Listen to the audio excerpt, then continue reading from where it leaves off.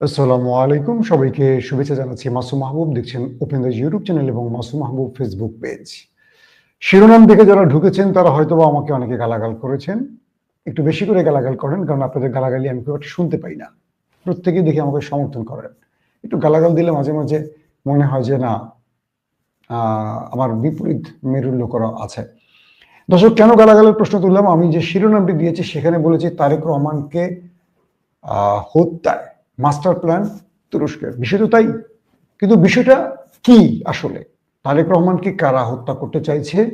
এই গুজবটা কারা ছড়িয়েছে? আদৌ কি তুরস্কের এমন প্ল্যান আছে কিনা? আদৌ কি জামায়াতকে তুরস্কের ক্ষমতায় বসাতে চায় কিনা?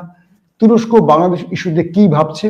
কিংবা বাংলাদেশ তুরস্কের মধ্যে এই মধুর সম্পর্ক ফাটল ধরাতে নেপথ্যে আসলে কোন দেশ খেলছে, কেন খেলছে? এবং পাকিস্তানের উপপ্রধানমন্ত্রী ইসাকদার বলেছেন চীন, পাকিস্তান, বাংলাদেশ ত্রিপক্ষীয় যে জোট, এটা সম্প্রসারণ এবং আরো শক্তিশালী একটি সংস্থায় রূপ দিতে তারা কাজ করছে।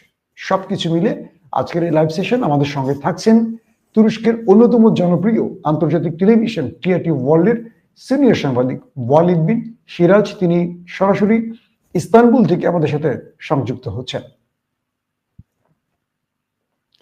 ওয়ালিদ ভাই, আসসালামু আলাইকুম। কি অবস্থা, কেমন আছেন? তুরস্কে ঠান্ডা? আসসালামু আলাইকুম মাসুম ভাই, আলহামদুলিল্লাহ ভালো আছি। আশা করি আপনিও ভালো আছেন। দর্শক শ্রোতা যারা আছে তাদের সকলকে অনেক অনেক শুভেচ্ছা এবং ভালোবাসা। তুরস্কের ঠান্ডা এখন কত ডিগ্রি বলেন আগে? ভাই, বাইরে 9-10 ডিগ্রির মতো হবে, বৃষ্টি পড়তেছে বাইরে। তো আমি আসলে কিছুক্ষণ আগে অফিস থেকে আসলাম। ঠান্ডা পড়ে গেছে ডিসেম্বরে, তবে ডিসেম্বরের মাঝামাঝি আরো ঠান্ডা পড়বে। আর জানুয়ারি ফেব্রুয়ারিতে ইস্তানবুলে বরফ পড়ে, আঙ্কারাতে ইতিমধ্যেই বোধহয় তার আগেই বরফ পড়া শুরু হয়ে যাবে বলে মনে হচ্ছে। এই সময় কি তুরস্কে আসবো নাকি ফেব্রুয়ারির পরে আসবো? বলেন, বরফ দেখার শখে আসবো আর কি তুরস্কে। অবশ্যই, মানে তুরস্কের এই তুষারপাতটা আসলে ওই যে একটা অনেকেই বিনোদিত হয় তুরস্কের তুষারপাতে, বিশেষ করে ইস্তানবুলের তুষারপাতটা খুব সফট হয়, কাজে সেই রকম শৈত্যপ্রবাহ না হওয়ার কারণে আমি অন্তত এনজয় করি। আমি আরো বেশ কয়েকজনকে চিনি বাংলাদেশী যারা এটাকে এনজয় করে। তবে আঙ্কারার অবস্থা তার বিপরীত। আঙ্কারার আবহাওয়াটা খুব শক্ত, মানে রূঢ় আবহাওয়া। ইস্তানবুলের 1 ডিগ্রি বা -2 আর আঙ্কারার -2 এর মধ্যে আকাশ পাতাল তফাৎ, মাসুম ভাই। অলিভ ভাই, আমরা আমাদের মূল প্রসঙ্গে চলে যাই। যারা তুরস্ক ভিজিট করতে চান আমাদের দর্শক, তাদেরকে জানিয়ে রাখলাম আর কি কি অবস্থা সেটা। আমরা প্রথম যে প্রশ্ন দিয়ে শুরু করতে চাই, ভারতের অনেকগুলো গণমাধ্যম যারা প্রচার করছে যে বিএনপির এই মুহূর্তে সবচেয়ে বড় যে নেতা, ভারপ্রাপ্ত চেয়ারম্যান জনাব তারেক রহমানকে হত্যায় তুরস্কের গোয়েন্দা সংস্থা এমআইটি বা আদার্স যারা রয়েছে তাদের হুমকি হিসেবে দেখাচ্ছে, বা তুরস্ক তারেক রহমানকে হত্যায় বিভিন্ন রকম তৎপরতা চালাচ্ছে। এই বিষয়টি আগে আপনি একটু স্পষ্ট করেন, আসলে ঘটনাটা কি? মাসুম ভাই, ধন্যবাদ। আমি আসলে নিজেও খুব অবাক হয়ে গেলাম। বেশ কিছুদিন আগে, 4-5 দিন আগে একটি বাংলাদেশে ফেসবুকে একটি পোস্ট দেখলাম। আব্দুস সালাম নামক একজন ব্যক্তি, তিনি আবার এখানে এই পোস্টটি দেওয়ার ব্যাপারে বিএনপির লোগো টোগো ব্যবহার করেছেন এবং এটি একটি ভেরিফাইড ফেসবুক অ্যাকাউন্ট। তো সেখান থেকে বলা হচ্ছে যে যেহেতু এরদোয়ান প্রশাসনের সাথে জামাতি ইসলামের সম্পর্ক ভালো, তাই জামাতে ইসলামের পরামর্শেই বোধহয় মনে হচ্ছে যে তুরস্কের গোয়েন্দা সংস্থা এমআইটি বা মিল্লি ইস্তিপারাত তেশকিলাত মিট, যেটি বর্তমানে বাংলাদেশে ঢাকাতে খুব তৎপর এবং খুব সক্রিয় রয়েছে, তারা হচ্ছে জনাব তারেক রহমানের জীবনের উপরে একটি হুমকি। কথাটা আমি প্রথমে হালকাভাবে নিলাম না। আমি ভাবলাম যে কোনো কিংকর্তব্য বিমূঢ় ব্যক্তি বোধহয় মশকরা করছেন। কিন্তু পরবর্তীতে দেখলাম ফেসবুকে এই ধরনের পোস্টের সয়লাব হয়ে গেল। উৎস খোঁজা শুরু করলাম। দেখলাম যে ভারতের নিউজ 18 সর্বপ্রথম এই খবরটি করেছে।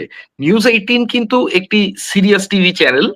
এরপরে দেখলাম যে ভারতের আরো অনেকগুলো কলকাতা কেন্দ্রিক কিংবা দিল্লি কেন্দ্রিক আরো অনেকগুলো সংবাদ মাধ্যমও এই খবরগুলো ছড়াচ্ছে। মজার ব্যাপার হচ্ছে, তারা সেখানে আবার তাদের সোর্স হিসেবে, টারশিয়ারি সোর্স হিসেবে রাশিয়ান গোয়েন্দা সংস্থাকে তারা কোট করছে। তো আমি একটু হতভম্ব হলাম যে মানুষ কি পরিমাণ মানে বেকুব হলে এই ধরনের প্রোপাগান্ডা করতে পারে, এবং বাংলাদেশে এই ধরনের প্রোপাগান্ডা গিলে খেয়ে সেটাকে আবার প্রচার প্রসার করার মতো লোক যে আছে, এটাইকে আমাকে একটু অবাক করেছে। কারণ তুরস্কের পররাষ্ট্র নীতিতে বিশেষ করে বাংলাদেশ এবং পাকিস্তান, ইন্দোনেশিয়া, মালয়েশিয়া এই দেশগুলোর সাথে তুরস্কের পররাষ্ট্রনৈতিক যে আচরণ, সেই আচরণের কেন্দ্রবিন্দুতে কোনো রাজনৈতিক দল এর সাথে ভালো সম্পর্ক না। বিষয়টি না, আপনি জানেন যে ইমরান খানের সাথে এরদোয়ানের ব্যক্তিগত সম্পর্ক কত ভালো ছিল, কিন্তু এখন শাহবাজ শরীফ দেশটির প্রধানমন্ত্রী, তার সাথেও কিন্তু তিনি ভালো সম্পর্কই আহ, আহ, মেনটেন করছেন, পালন করছেন এই সুসম্পর্কটি। বাংলাদেশের ক্ষেত্রেও এটি প্রযোজ্য। বাংলাদেশের একটি ঘটনা এখানে, যেটি হচ্ছে হয়তো আমাদের প্রতিবেশী রাষ্ট্র সেটিকে হয়তো ইঙ্গিত করছে। সেটি হচ্ছে 2013-14 সালে জামাত ইসলামের নেতাদের যখন ফাঁসির আদেশ দেয়া হয়েছিল বা ফাঁসি দেয়া হচ্ছিল, তুরস্ক রাষ্ট্র এটির বিরোধিতা করেছে। কারণ তুরস্ক রাষ্ট্র এটি রাজনৈতিক কোন নেতার বা নেতা নেত্রীকে ফাঁসি দেওয়ার পক্ষে নয়। এটি বলতে গিয়ে আমি বলতে চাই যে 1960 সালে তুরস্কের একজন প্রধানমন্ত্রীকে ফাঁসি দেওয়া হয়েছিল। এটি তুরস্কের রাজনীতিবিদদের এবং তুরস্কের জাতির একটি ট্রমাতে পরিণত হয়েছে। তাই তারা রাজনৈতিক কর্মীদেরকে বা রাজনৈতিক নেতা নেত্রী যারা আছেন এই ধরনের ব্যক্তিবর্গকে ফাঁসির বিরুদ্ধে, তারা তুরস্কে আপনি জানেন যে ফাঁসির আইনটি নেই, তো সেই দৃষ্টিকোণ থেকে তারা মানা করেছিল। হ্যাঁ, জামাতি ইসলামের সাথে তুরস্কের যে রাষ্ট্রপতি এরদোয়ানের যে পার্টি, একে পার্টি, এটির সম্পর্ক ভালো।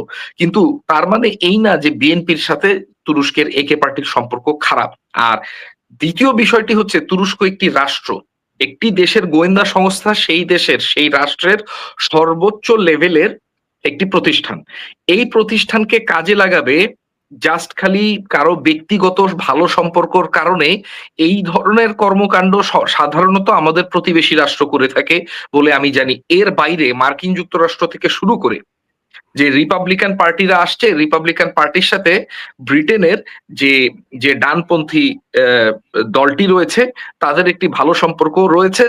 তার কারণে বামপন্থী আরেকটি লোককে খুন করে ফেলবে, এই ধরনের রাষ্ট্রীয় স্বার্থ সংশ্লিষ্ট নয় এই ধরনের বিষয়ে গোয়েন্দা তৎপরতা চালানো, এটি হচ্ছে একেবারে বোকার স্বর্গে যারা বসবাস করে তাদের আষাঢ়ে গল্প ছাড়া আর কিছুই না বলে আমি মনে করি। এই কিন্তু এই প্রোপাগান্ডাটির পেছনে অবশ্যই উদ্দেশ্য রয়েছে মাসুম ভাই। আচ্ছা, এই যে প্রতারণা ভারত করছে, এটার পিছনে ভারতের আসলে মূল উদ্দেশ্যটা কি থাকতে পারে? আপনার কাছে কি মনে হয় যে ভারত এরকম আজগুবি একটা খবর দিল তাদের গণমাধ্যম দিয়ে, তাও আবার তুরস্কের বিরুদ্ধে, বাংলাদেশ সেটা কেউ কেউ খাচ্ছে, মানে ভারতের আসলে নেপথ্যের উদ্দেশ্যটা কি মনে হচ্ছে আপনার কাছে? মাসুম ভাই, এইটা হচ্ছে আমাকে একটু পিছে ফিরে যেতে হবে। আমি মনে আছে আপনার মে মাসে আমরা বেশ কিছু ভিডিও করেছিলাম যখন ভারত পাকিস্তানের মধ্যে একটি যুদ্ধ বেঁধে যায়। সেই সময়ে মূলত এরপরে ভারতের যে সেনাবাহিনীর যারা আইএসপিআর এর সদস্যরা রয়েছেন, তারা সেই যুদ্ধে তুরস্ককে কিন্তু খুব দায়ী করে। অথচ যেখানে চায়না বলছে যে চীন PL-15, J-10C এবং অন্যান্য অস্ত্রশস্ত্রের মাধ্যমে পাকিস্তানের পাশে এসে দাঁড়িয়েছে, এবং তারা এটাও স্বীকার করেছে যে হ্যাঁ, তুরস্কেরও সেখানে বেশ ভালো অবদান ছিল, এবং পাকিস্তানের প্রধানমন্ত্রী আহ, একই সাথে তুরস্ককে এবং চীনকে ধন্যবাদ দিয়েছে। তো এখানে একটি সমীকরণ রয়েছে, সেটি হচ্ছে তুরস্কের যে ইলেকট্রনিক যুদ্ধ কৌশল বা যে সামরিক সরঞ্জামাদি রয়েছে, এগুলো পাকিস্তান ব্যবহার করেছে, এবং তুরস্কের উৎপাদিত ড্রোন, বিশেষ করে কামিকাজি বা আম, আহ, আত্মহত্যাকারী ড্রোন যেগুলো রয়েছে, কামিকাজি ড্রোন বলা হয়, এই ড্রোনগুলো নিজেরাই আসলে উড়ে যেয়ে বিস্ফোরিত হয় দুশ্মনের লক্ষ্যবস্তুর উপরে। তো এই ধরনের অনেকগুলো ড্রোন, অনেকগুলো সমরাস্ত্র সংশ্লিষ্ট হয় সেই মে মাসের ভারত পাকিস্তান যুদ্ধে, যেটা অপারেশন সিন্ধুর নামে ভারত নাম দিয়েছে, আর পাকিস্তান নাম দিয়েছে বুনিয়ামিন মারসুস। এটি কোরআনিক একটি শব্দ। সেই যুদ্ধে মূলত ভারতের বিমান বিমান বাহিনীর রাডার গুলোকে এবং পরবর্তীতে ভারতের যে আকাশ প্রতিরক্ষা ব্যবস্থা রয়েছে সেই আকাশ প্রতিরক্ষা ব্যবস্থাগুলোর রাডার গুলোকে অকেজো করে বা অন্ধ করে দিতে পেরেছিল তুরস্কের এই এই সরঞ্জামগুলো, ইলেকট্রনিক ওয়ারফেয়ার ইকুইপমেন্ট গুলো বলে অনেক পাকিস্তানি সামরিক বিশ্লেষক তারা জানিয়েছে গণমাধ্যমগুলোর মাধ্যমে। তো সে থেকেই আসলে ভারতের প্রকাশ্যে তুর্কি বিরোধী একটি বৈরিতার সূত্রপাত। এখন এই যে যন্ত্রাংশগুলো বা এই যে সামরিক সরঞ্জামাদি বা প্রযুক্তিগুলো তুরস্ক পাকিস্তানকে দিয়েছে, একই জিনিস কিন্তু তুরস্ক বাংলাদেশকে দিতে পারে এবং দিতে সক্ষম। তুরস্ক চায়ও, কারণ তুরস্ক বাংলাদেশকে দেখে ভাতৃপ্রতিম একটি জাতি হিসেবে, ভাতৃপ্রতিম রাষ্ট্র হিসেবে। কে বিএনপি, কে জামাত, কে আওয়ামী লীগ এইভাবে তুরস্ক দেখে না। সবচেয়ে বড় কথা হচ্ছে তুরস্কের সাথে কি কারণে বিএনপির সম্পর্ক খারাপ হবে, যেখানে শহীদ রাষ্ট্রপতি জিয়াউর রহমানের নামে তুরস্কের রাজধানী আঙ্কারার চাঙ্কায়া অঞ্চলে, চাঙ্কায়া যেখানে তুরস্কের পার্লামেন্ট অবস্থিত, তুরস্কের সংসদ অবস্থিত, সেই অঞ্চলে সেই মাহাল্লার একটি বড় এভিনিউর নাম হচ্ছে জিয়াউর রহমান এভিনিউ। তুরস্ক কি জন্য বিএনপি কে দেখতে পারবে না বা বিএনপি জামাতের সাথে এসে নৈকট্যের কারণে সে বিএনপির বিরোধী হয়ে দাঁড়াবে? এতে তুরস্কে কৌশলগত কোনো অর্জন হবে না, না রাষ্ট্রপতি এরদোয়ানের কোনো কৌশলগত বা ব্যক্তিগত অর্জন হবে কিংবা কোনো ব্যর্থতা হবে। উল্টো তুরস্ক যেই বাংলাদেশে ক্ষমতায় আসুক না কেন তার সাথে একটি বন্ধু সুলভ সম্পর্ক রাখতে চায়, যাতে করে দুই দেশের মধ্যে যে আভ্যন্তরীণ বাণিজ্য রয়েছে এটি উত্তরোত্তর উন্নতি হয়। এর আগে তুরস্ক যখন এই যে জামাতের নেতাদের ফাঁসির বিরুদ্ধে অবস্থান নিয়েছিল, এটির ফলশ্রুতি হিসেবে তৎকালীন সরকার কিন্তু তুরস্কের সাথে বাণিজ্য অনেক কম করে নিয়ে আসে। পরে 2018 সালে যখন রোহিঙ্গা ক্রাইসিস শুরু হয়, তখন বাংলাদেশের তৎকালীন সরকার দেখলো যে তুরস্ক বাদে বাংলাদেশের পাশে না চীন আছে না ভারত আছে, উল্টো চীন এবং ভারত উভয়ই অবস্থান নিয়েছে মিয়ানমারের জুন্তা সরকারের পক্ষে। তখন আবার দেখা যায় যে প্রাক্তন সরকারের সাথে তুরস্কের রাষ্ট্রীয়ভাবে সম্পর্কের একটি পুনঃপ্রতিষ্ঠা হয় এবং উত্তরোত্তর এটি একটি ভালো দিকে যেতে থাকে। কিন্তু তারপরও যেই অবস্থানে এই দুটি রাষ্ট্রের মধ্যে, এই দুটি ঐতিহাসিকভাবে বন্ধু এবং ভ্রাতৃসুলভ দুটি জাতি এবং রাষ্ট্রের মধ্যে সম্পর্ক হওয়া উচিত ছিল, সেটি কিন্তু হয়নি। তার কারণ হচ্ছে আমাদের দেশের কিছু ফিফথ কলামিস্ট ব্যক্তিবর্গের প্ররোচনা, ষড়যন্ত্র এবং বিগত সরকারের এই বিষয়ে অনীহা। তুরস্ক বাংলাদেশে গণতন্ত্রের, অর্থাৎ প্রকৃত গণতন্ত্রের প্রত্যাবর্তনে প্রত্যাশী এবং এই যে তুরস্কের সাথে বাংলাদেশের ঐতিহাসিক সাংস্কৃতিগত, ধর্মীয় এবং যে ভ্রাতৃত্বের সম্পর্কটি রয়েছে, এই সম্পর্কটি যদি কৌশলগত সম্পর্কে পরিণত হয়, কৌশলগত সম্পর্ক মানে একই সাথে বাণিজ্য, একই সাথে সংস্কৃতি এবং একই সাথে সামরিক চুক্তি গুলোতে উত্তীর্ণ হয়, তাহলে আমাদের প্রতিবেশী রাষ্ট্রের মাথা ব্যথার একটি বিশাল কারণ এ কারণেই হয়ে যাবে যে এক সাইডে পাকিস্তান, এক সাইডে চায়না, বাংলাদেশ সাইডটা তারা একটু দুর্বল। এখানে তাদের যে সামরিক এঙ্গেজমেন্ট এটি কিন্তু ওইভাবে তারা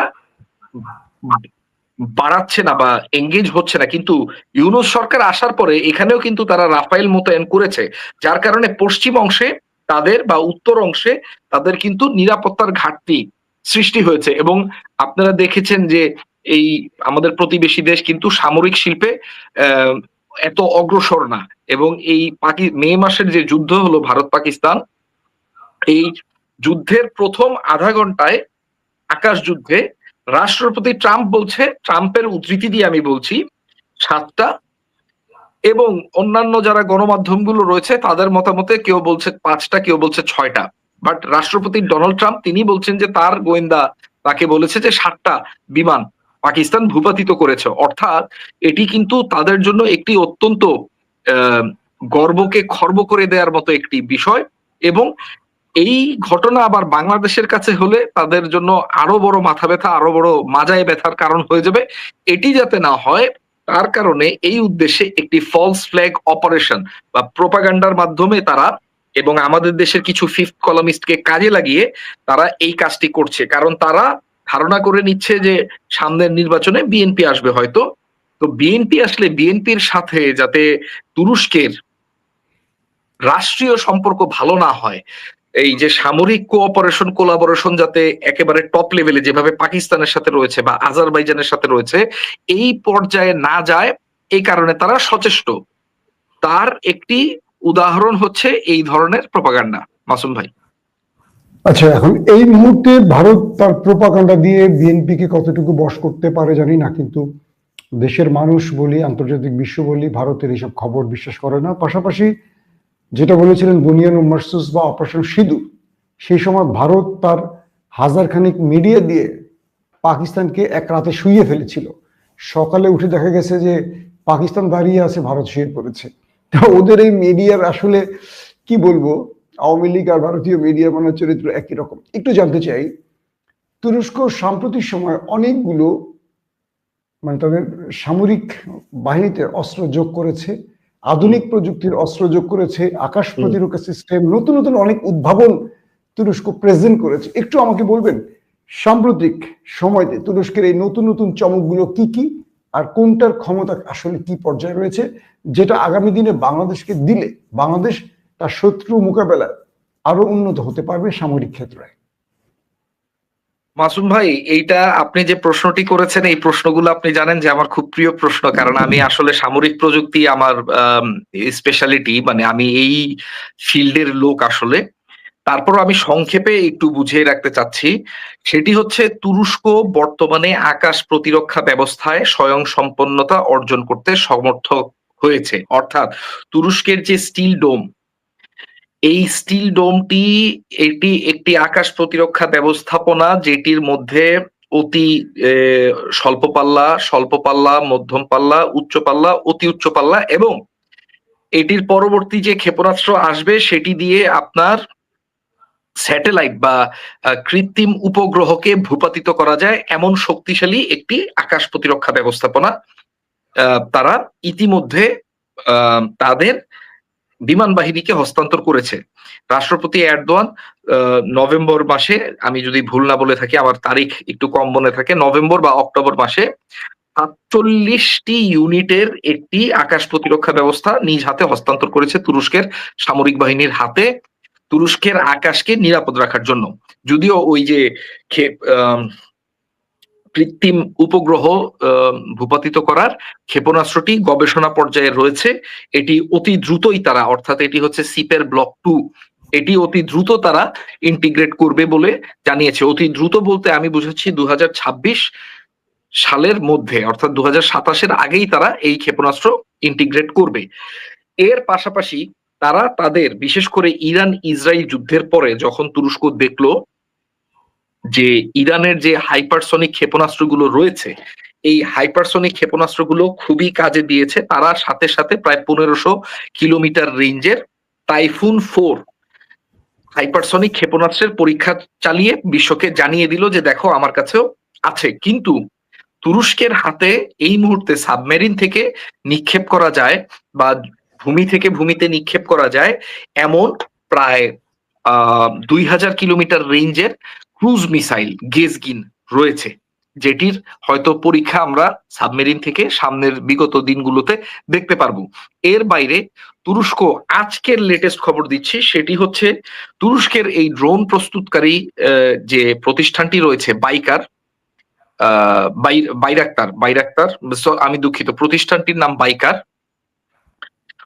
আর তাদের ড্রোনগুলোর নাম হচ্ছে বাইকার TB2, TB3।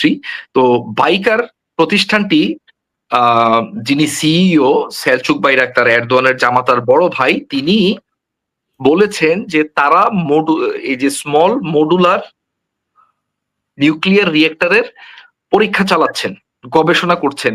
তিনি কিন্তু এই কথাটি 2024 সালে বলেছিলেন যে তারা এই সেক্টরে তারা বিনিয়োগ করছেন। আজকে গতকালকে তারা এটি প্রকাশ করে দিয়েছে যে তারা বেশ অগ্রগতি লাভ করেছে এবং এই নিউক্লিয়ার রিয়েক্টর বা পারমাণবিক চুল্লি, এটি অত্যন্ত গুরুত্বপূর্ণ জিনিস। তার কারণ হলো এটি কিন্তু আকারে ছোট, কিন্তু খুব এটির ব্যবহার, যে আমরা যে সচরাচর বিশাল আকারের পারমাণবিক চুল্লি দেখি তার চেয়ে অনেক বেশি। এটি মূলত বৃহৎ শিল্প, যেমন এই যে চিপ তৈরি করার শিল্পে ব্যবহৃত হয়, এটি নিউক্লিয়ার পাওয়ার্ড সাবমেরিনে কিংবা নিউক্লিয়ার পাওয়ার্ড যে বিমানবাহী রণতরীগুলো রয়েছে, এই ধরনের সামরিক আহ ব্যবস্থাগুলোতে ইন্টিগ্রেট করে দেখা যায় যে 50 বছর কোনো ফুয়েল ছাড়াই এই এই সিস্টেমগুলো অপারেট করতে পারে। এর বাইরে তিনি বলছেন এটিকে তিনি মহাকাশ গবেষণার ক্ষেত্রে যদি কোনো স্পেস স্টেশন তুরস্ক নিক্ষেপ করে মহাকাশে তাদের অক্ষ বরাবর, সেখানেও তারা এই ধরনের কৌশল, এই ধরনের প্রযুক্তি ব্যবহার করবে। এখন এই প্রযুক্তিটির কথা বলতে গিয়ে আমি একটু বলি, এটি কিন্তু সচরাচর যে পারমাণবিক চুল্লি, শুধু সাইজেই তার চেয়ে পার্থক্য নয়, এটি হবে একটি তোরিয়াম। তোরিয়াম একটি পদার্থ যেটি হচ্ছে ইউরেনিয়ামের চেয়ে আরো বেশি বিদ্যুৎ উৎপাদনের ক্ষেত্রে আরো বেশি কি বলবো ইফেক্টিভ এবং কম ঝুঁকিপূর্ণ একটি প্রসেসে তারা এই বিদ্যুৎ উৎপাদনের প্রযুক্তি অর্জন করতে যাচ্ছে। এটি নিঃসন্দেহে এটির সামরিক ব্যবহারও আছে, কিন্তু যেহেতু আমরা ইউটিউবে কথা বলছি এই বিষয়ে বিস্তৃত যাচ্ছি না। তার ঠিক 1 সপ্তাহ আগে তারা একটি রেকর্ড করেছে পৃথিবীতে সর্বপ্রথম মানববিহীন জেট চালিত বিমান থেকে নিক্ষেপ করা একটি ক্ষেপণাস্ত্র দিয়ে একটি টার্গেট বিমানকে ধ্বংস করতে সক্ষম হয়েছে, এবং ক্ষেপণাস্ত্রটি ছিল দৃষ্টি সীমানার ঊর্ধ্বে, অর্থাৎ beyond visual range air defence missile যেটাকে আমরা বলি, যেটির রেঞ্জ ছিল আপনার প্রায় 100+ কিলোমিটার। তো এই দূরপাল্লায় একটি বিমানকে, একটি ডামি বিমানকে, যেটিও কিন্তু জেট ইঞ্জিন পরিচালিত একটি বিমান, সেটিকে ধ্বংস করতে সক্ষম হয়েছে ফিজিল এলমা নামক যে মানববিহীন ফাইটার জেট বা মানববিহীন জঙ্গি বিমান সেটি। এটি কিন্তু অন্যান্য ড্রোনের মতো টার্বোশ্যাফট ইঞ্জিন ব্যবহার করে না। এটি কিন্তু সুপারসনিক বেগ বা শব্দের গতিবেগের চেয়ে ঊর্ধ্বে গতি অর্জন করতে সক্ষম। তো এর সাথে আরো যেমন TF-2000 এয়ার ডিফেন্স ডিস্ট্রয়ার, এটির গণ উৎপাদনের কাজ শুরু করেছে, এবং এটির যে রেডার, চাফরান রেডার, এটি কিন্তু একটি, আপনারা দেখবেন যখন এটি ইন্টিগ্রেট করা হবে, তুরস্কের সেনাবাহিনীকে হস্তান্তর করা হবে, এই রেডারটি বিশ্বের 1 নাম্বার রেডারে পরিণত হবে, কারণ এই ধরনের রেডার এখন পর্যন্ত আমেরিকার বাইরে অন্য কারো কাছে নেই। কিন্তু 2030 পর্যন্ত যখন এটি সার্ভিসে ঢুকবে, নৌবাহিনীর হাতে যাবে, ততদিন পর্যন্ত তুরস্কের প্রকল্প রয়েছে এই রেডারের সাথে কোয়ান্টাম প্রযুক্তি সংযোজন করা, যা এই রেডারটিকে বিশ্বের অনন্য একটি রেডারে পরিণত করবে। মাসুম ভাই।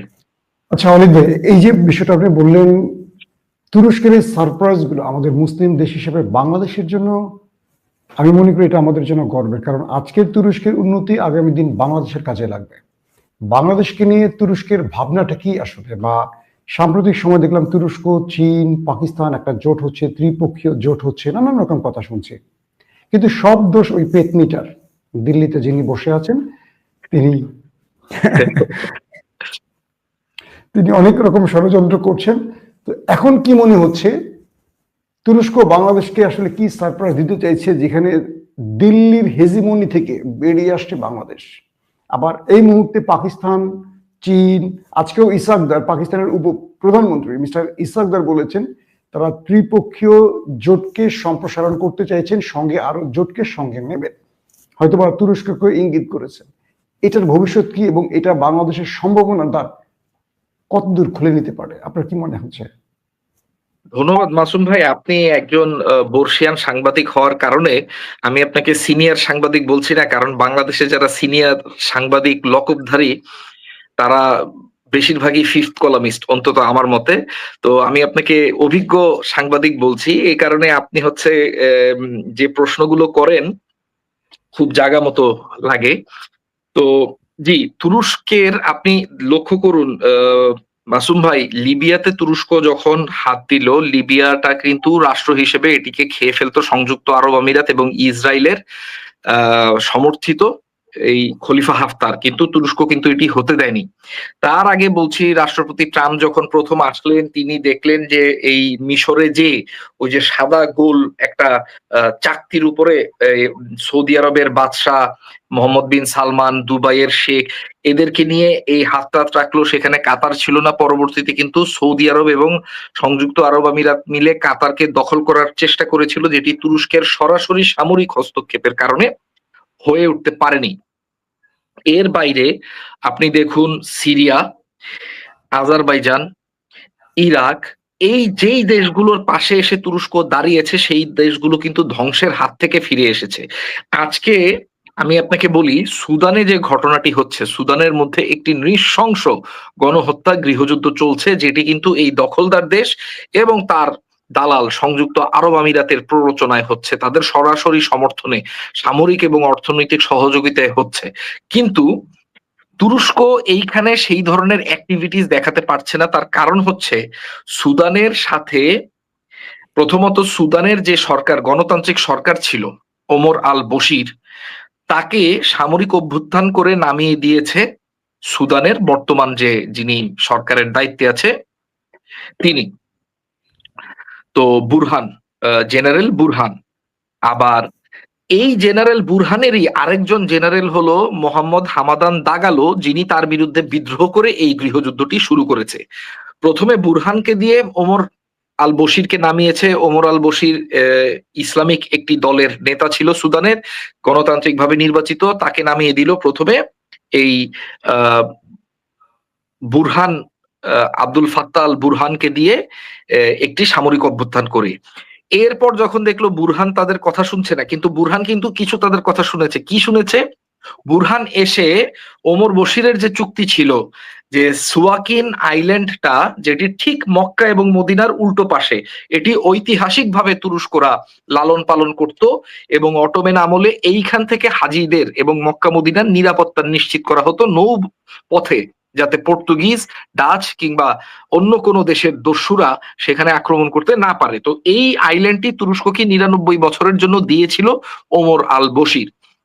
তো আব্দুল ফাত্তাহ আল বুরহান এসে তিনি প্রথমে এই চুক্তিটি, কি বলবো, অনেক দুঃখ পেলেও তারা কিন্তু কোনো মন্তব্য করেনি, বা তারা কিন্তু কোনো কি বল শক্তিতে বলিয়ান রয়েছে। এবং কাতারে, আপনি জানেন কিনা জানেন না, তুরস্কের বাইরে তুরস্কের সবচেয়ে বৃহৎ সেনা মজুদ রয়েছে সাইপ্রাসে এবং তারপরে হচ্ছে কাতারে। কাজে কাতারের রাজ পরিবার তুরস্কের উপর বিরাট ধরনের নির্ভরশীল। এবং কাতারের যে শেখ তামিম রয়েছেন, তিনি একেবারে একটি সাক্ষাৎকারে সিএনএন অথবা বিবিসি কে বলেছিল যে হ্যাঁ, এরদোয়ান তিনি একজন অত্যন্ত অভিজ্ঞ রাজনীতিবিদ এবং আমার পিতৃতুল্য। তো কাজে তুরস্কের যে সম্পর্কগুলো রয়েছে যেই দেশগুলোর সাথে, পাকিস্তানের ব্যাপারে দেখুন, পাকিস্তানের যে কোনো বিপদে আপদে কিন্তু তুরস্ক পাশে এসে দাঁড়ায় অকপটে। এবং তুরস্কের রাষ্ট্রেরও এবং জাতিরও সেই সাহস রয়েছে পাশে এসে দাঁড়ানোর মতো। কাজে বাংলাদেশকে নিয়ে তুরস্কের কি পরিকল্পনা? প্রথম কথা হচ্ছে বাংলাদেশের কি পরিকল্পনা, এটার উপরে নির্ভর করে তুরস্কের পরিকল্পনা।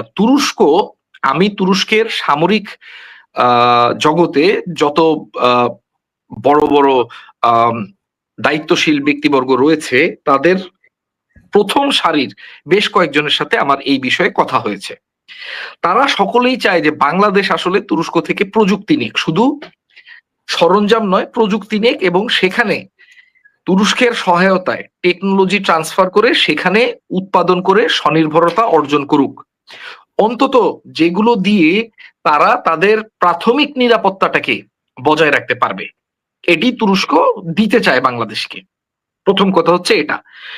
দ্বিতীয় কথা হচ্ছে, বাংলাদেশের সাথে বাংলাদেশের উৎপাদন খরচ কম হওয়ার কারণে সেই সরঞ্জামাদিগুলো যদি তৃতীয় কোনো রাষ্ট্রে বিক্রি করা যায়, তুরস্ক এই বিষয়ে এক পায়ে খাড়া, এবং তুরস্ক 100% এই বিষয়ে রাজি যে বাংলাদেশে তুরস্কের প্রযুক্তিতে উৎপাদিত সামরিক সরঞ্জামাদি বা প্রযুক্তিগত সরঞ্জামাদি, এগুলো যদি লাইবেরিয়াতে, সুদানে, সোমালিয়ার সাথে যদিও তুরস্কের সম্পর্ক খুবই ভালো, এবং সোমালিয়াতেও কিন্তু আপনি জানেন যে সোমালিয়া সেনাবাহিনী পুরোটাই তুরস্কের তৈরি। ধরেন চাঁদে ডিআরসিতে, ডেমোক্রেটিক রিপাবলিক অফ কঙ্গোতে, কিংবা এশিয়ার মালদ্বীপে, ভুটানে বা অন্য কোনো জায়গায় সরবরাহ করার প্রয়োজনীয়তা থাকে, সরবরাহ করতে চায়, সেটিও করতে পারে। এটি বাংলাদেশের জন্য একটি ব্যাপক পরিমাণ বৈদেশিক মুদ্রার অর্জন। শুধু সামরিক ক্ষেত্রে নয়, আপনি দেখুন তুরস্ক তার বাস, ট্রাক, তার যে মেট্রো, এগুলো তুরস্ক নিজেই বানায়। এই প্রযুক্তিগুলো যদি বাংলাদেশে নিয়ে অ্যাসেম্বলিটা অন্তত আমরা করি, তাহলে দেখবেন যে আমাদের দেশে টাটা, অশোক লেল্যান্ড, এই যে আমাদের প্রতিবেশী দেশ থেকে আসা যে যে এই যে যানবাহনগুলো রয়েছে, এগুলোর সংখ্যা ব্যাপক আকারে হ্রাস পাবে। আমাদের দেশের লোকজন চাকরি পাবে এবং এগুলো আমরা আবার দেখা যায় যে অন্য একটি থার্ড কান্ট্রিতে রপ্তানি করতে পারবো। কাজে আমাদের বৈদেশিক মুদ্রা অর্জন বাড়বে, প্রযুক্তিগত দক্ষতা বাড়বে, আমাদের দেশের প্রকৌশলীরা আরো বেশি করে ট্রেইনড হবে। এই ধরনের প্রকল্প, একই সাথে স্বাস্থ্যের ক্ষেত্রে তুরস্কের এই ক্ষমতা রয়েছে যে বাংলাদেশের স্বাস্থ্য খাতটাকে সম্পূর্ণরূপে পরিবর্তন করে দেয়া। এবং মাসুম ভাই, আমি এটি বাড়িয়ে বলছি না, তুরস্কে কিন্তু বিশ্বের বিভিন্ন জায়গা থেকে, উন্নত বিশ্বগুলো থেকে, নেদারল্যান্ড থেকে, আপনার স্পেন থেকে, ইটালি থেকে, মার্কিন যুক্তরাষ্ট্র থেকে লোকজন আসে চিকিৎসা নিতে, কারণ চিকিৎসার মান অত্যন্ত ভালো এবং দামে সস্তা। মার্কিন যুক্তরাষ্ট্রে আপনি অ্যাম্বুলেন্স কল করলেন, আপনাকে বাসায় বিল পাঠিয়ে দিবে $17,000। তুরস্কে এই ভয়টা নাই। তো এই কারণে আপনার মনে করেন যে তুরস্ক কিন্তু চিকিৎসা ক্ষেত্রেও বাংলাদেশের সাথে এসে দাঁড়াতে পারে। এরপর বিগত সরকারের আমলে, আমি উদাহরণ দিচ্ছি, কোভিড এর পরে আমাদের প্রতিবেশী দেশ পেঁয়াজ বন্ধ করে দিল। আপনার মনে আছে কিনা জানি না, 2020-21 সালে পেঁয়াজ বাংলাদেশে রপ্তানি করা বন্ধ করে দিল। একদিনে বাংলাদেশের পেঁয়াজ 280 থেকে 300 টাকা কেজিতে চলে গেল। এই তুরস্ক এবং মিশর সর্বপ্রথম পেঁয়াজ পাঠালো। তখন পাকিস্তানের সাথে যদি আমাদের সম্পর্ক থাকতো, পাকিস্তানও পাঠাতো। এবং পেঁয়াজের দাম আমরা দেখলাম যে এক সপ্তাহের 3 থেকে 4 দিনের ভিতরে পেঁয়াজের মূল্য হ্রাস পাওয়া শুরু করলো। তো এই ঘটনাগুলো হচ্ছে যে বাংলাদেশ রাষ্ট্রটি তার পররাষ্ট্র নীতিতে তুরস্কে কোন স্থানে অবস্থান দিবে এটির উপরে নির্ভর করে। কিন্তু তুরস্কের বাংলাদেশের পাশে এসে দাঁড়ানোর নানাভাবে, অনেকভাবে, শুধু সামরিক বা কৌশলগত বিষয়গুলোতে নয়, বরং শিক্ষা ব্যবস্থাতে, চিকিৎসা ব্যবস্থাতে, যানবাহন, রাস্তা, কনস্ট্রাকশন, তুরস্ক পৃথিবীতে চায়নার পরে বোধহয় সবচেয়ে বড় কনস্ট্রাকশন কোম্পানিগুলো হচ্ছে তুরস্কের। আপনারা দেখেছেন যে রাশিয়াতে যে বিশ্বকাপ হয়েছে, কাতারে যে ফুটবল বিশ্বকাপ হয়েছে, সবগুলো বড় বড় কাজ কিন্তু তুরস্কের কোম্পানিগুলো করতে পেরেছে। এর বাইরে বাংলাদেশের শিল্পায়নের ক্ষেত্রে তুরস্ক নিজে একটি শিল্পোন্নত দেশ। বাংলাদেশের শিল্পায়নের ক্ষেত্রেও তুরস্ক বাংলাদেশকে প্রযুক্তিগত দিক থেকে সহায়তা দিতে পারে। তুরস্ক বাংলাদেশকে সুসম্পর্কের কারণে যে প্রযুক্তিগুলো সরবরাহ করবে বিনা বাধায়, এই সরবরাহগুলো পশ্চিমা কোনো দেশ করবে না, চীনও করবে না। অলিক ভাই, আমাদের একজন প্রশ্ন করেছেন, তাবাসসুম স্নেহা, বাংলাদেশ এবং ভারতের যে সম্পর্কের টানাপোড়েন চলছে, এটা লাস্ট গন্তব্য কোথায়, বা এটা ঠিক হবে আদৌ? আবার যদি ক্ষমতার পরিবর্তন আসে, বাংলাদেশে ইসলামিস্টরা ক্ষমতা চলে আসে, সেক্ষেত্রে বাংলাদেশের সাথে ভারতের আগামী দিনের সম্পর্ক কি হবে? এটা আপনি একটু সংক্ষিপ্ত বলেন, আমরা শেষ করব। এই প্রশ্নটা একটু ক্লিয়ার করেন। আমি মনে মনে বিশ্বাস করতে চাই যে বাংলাদেশের সাথে, দেখুন, পররাষ্ট্র নীতিটি হয় গিভ এন্ড টেক এর ভিত্তিতে। সেই গিভ এন্ড টেক এর জায়গাটা ছেড়ে দিয়ে আমরা চলে গিয়েছিলাম ভারতকে শুধু গিভ করতে থাকো, শুধু দিতে থাকো, যেটি আমাদের প্রাক্তন প্রধানমন্ত্রী নিজের মুখেই বলেছেন যে তিনি যা দিয়েছেন তা ভারত এক জনমে ভুলবে না। সাংবাদিক প্রশ্ন করেছিল, তো আপনি কি চেয়েছেন? তিনি বলেছেন যে আমি চাইতে টাইতে পারি না কারো কাছ থেকে কোনো কিছু। তার মানে এটা কি? তো এটা হচ্ছে আমাদের দেশের ভারতের সাথে সম্পর্ক ছিল। এখন আমাদের দেশের বিদ্যুৎ খাতে, নেভিগেশন বা এই যে পোর্টের খাতে, সামরিক বা নিরাপত্তা খাতে আমাদের এখন বড় কিছু পদক্ষেপ না নিলে আমরা আমাদের দেশটিকে নিরাপদ রাখতে পারবো না। কারণ আপনি জানেন যে আমাদের প্রতিবেশী রাষ্ট্রটি জুনাগড় নামক একটি স্বাধীন রাষ্ট্রকে খেয়ে গুজরাটের ভিতরে নিয়ে নিয়েছে। হায়দ্রাবাদকে খেয়ে তার হচ্ছে নিজের ভেতরে নিয়ে নিয়েছে সিকিম, অরুণাচল। হ্যাঁ, এরকম তার কিন্তু এই দখলদার নীতিটি রয়েছে। তার বাইরে এখন দেখুন, রাশিয়া ইউক্রেন যুদ্ধের ফলাফল যেটি দাঁড়াচ্ছে সেটি হচ্ছে সম্ভবত ইউক্রেন তার ভূখণ্ডের সার্বভৌমত্ব হারাচ্ছে। তার যে ভৌগোলিক অঞ্চল, এই অঞ্চলের একটি অংশ নিয়ে যাবে রাশিয়া। এটিও আমাদের প্রতিবেশী রাষ্ট্রের জন্য একটি উস্কানিমূলক, যেগুলো সবগুলোই কিন্তু আমাদের নিরাপত্তার ক্ষেত্রে আশঙ্কাজনক। আরেকটি খারাপ দিক হচ্ছে, খুব সম্ভবত সামনের দিনগুলোতে চীন কারণ চীন আজকে যেটা দেখলাম যে মার্কিন যুক্তরাষ্ট্র তার আগামী দিনগুলোতে যে বৈশ্বিক কৌশল এগুলো বা যে গ্লোবাল স্ট্র্যাটেজি, এটির ডিক্লারেশন দিয়েছে আজকে রাষ্ট্রপতি ট্রাম্প। সেখানে চীনকে যেখানে তিনি প্রাইমারি থ্রেট বা প্রাথমিক হুমকি মনে করত, সেই অবস্থান থেকে নামিয়ে কম্পিটিটর হিসাবে গণনা করছে। এখন চীন এই সুযোগে এমনও দেখা যেতে পারে যে তাইওয়ানের উপরে একটি সামরিক অপারেশন চালাতে পারে। এটি যদি হয়, খুব সম্ভবত হয়তো তৃতীয় বিশ্বযুদ্ধ মধ্যপ্রাচ্য কিংবা ইউরোপে নয়, এর আগের বিশ্বযুদ্ধগুলোর মতো হয়তো আমাদের অঞ্চলে, এশিয়া প্যাসিফিক অঞ্চলে শুরু হতে পারে। সেই ক্ষেত্রে বাংলাদেশের প্রথম যে করণীয় কাজটি হচ্ছে সেটি হচ্ছে কূটনৈতিক সম্পর্ক। কারণ diplomacy is the first line of your defence. আপনার কূটনৈতিক সম্পর্ক হচ্ছে আপনার প্রতিরক্ষার প্রথম লাইন। এখন এই লাইনটা রচনা করতে হবে। এই ক্ষেত্রে আমাদের দেশের জন্য সর্বোত্তম হচ্ছে চীন এবং পাকিস্তান, যেহেতু এগুলো আমাদের দেশের নিকটস্থ রাষ্ট্র, এদের সাথে কৌশলগত সম্পর্ক অতি দ্রুত, কৌশলগত চুক্তি, নিরাপত্তা চুক্তি স্বাক্ষর করা অতি দ্রুত। তারপরে আমাদের ক্যাপাবিলিটি বা আমাদের সামরিক এবং নিরাপত্তা বিষয়ক যোগ্যতা, অর্থাৎ এখানে সামরিক গোয়েন্দা কিংবা যে পুলিশিং, এগুলো সব বলছি, এগুলোকে বৃদ্ধি করার জন্য আমাদের একই সাথে চীন এবং একই সাথে তুরস্ক, কারণ এই দুটি দেশ তুলনামূলকভাবে প্রযুক্তিগত দিক থেকে এগিয়ে, যারা আমাদের পাশে এসে দাঁড়াতে পারে।